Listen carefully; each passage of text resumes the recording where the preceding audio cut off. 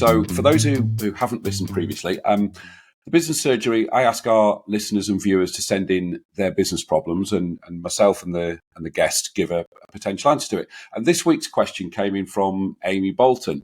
She doesn't put her company name on.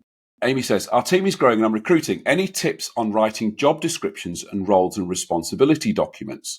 And I suppose you probably should have one for your chairman as well, but I'll have a go at this first, and Adam, you can have a go. In my job, or my business, we used to write really long, convoluted roles and responsibility documents, which actually were a waste of time. And my number two, who came in, Simon, suggested a different way of doing it, and we had a 4-line roles and responsibilities document. The first line was a simple explanation of why are you here in this business. So if you're the sales director, it's to increase sales. If it's the web developer, it's to make the website as optimized as possible. And then underneath that why sentence was 3 key areas of responsibility. And pretty much that was it. And the reason we did it like that, and the reason I think it worked really, really well, was when you sit down and do things like appraisals and team meetings and feedback and stuff like that, you can say to somebody, your roles and responsibilities said you are responsible for X. That's it. So it's clear what you're supposed to be doing, but it's also clear what you're not supposed to be doing. And therefore it's clear what you will be judged on. And they worked, this sort of new style roles and responsibilities document we had worked really, really well. So that's what I would recommend you do. So 1 line that just says why you're here, 3 key areas of responsibility, and that's it. If you want to add a bit more detail, add it. But the more you add, the more complicated it gets. Adam, how do you do your roles and responsibilities documents for your staff? Yeah, well, I mean, that's beautiful advice. I think I'm always behind simplicity is clear, is important, and it's got to be clear and simple.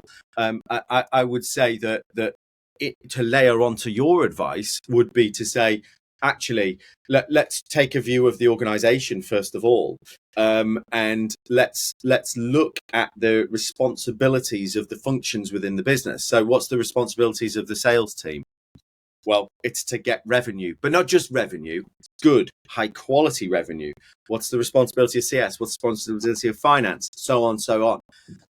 And then what you do is you just cascade those responsibilities down into those job descriptions. So layering on top of your advice, the job description is just one piece in that jigsaw, and you just got to make sure that fits in the overall jigsaw. If you're asking your sales team to do something and CS to do something that isn't aligned, then you're going to find that you're going potentially in the wrong direction.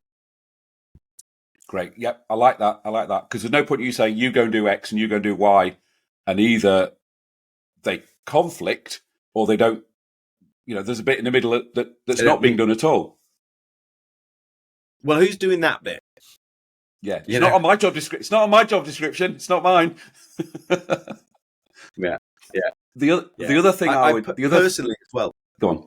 Sorry. You go first. Go on. Okay. One of the things that I always hate is duality in roles as well. So when you hire somebody that is, oh, well, you can do this and this, right? That rarely works unless it is actually birds of a feather. It's the same thing, just dressed differently. I don't like dual roles. So you've got your finance person and they also do some HR. Or you've got a sales guy and he does the onboarding or something like that. It very rarely works. You might decide that when you are bootstrapping, you've got to do some of that, but get out of it quickly. Know that somebody cannot succeed in their own head with their own identity if they have duality.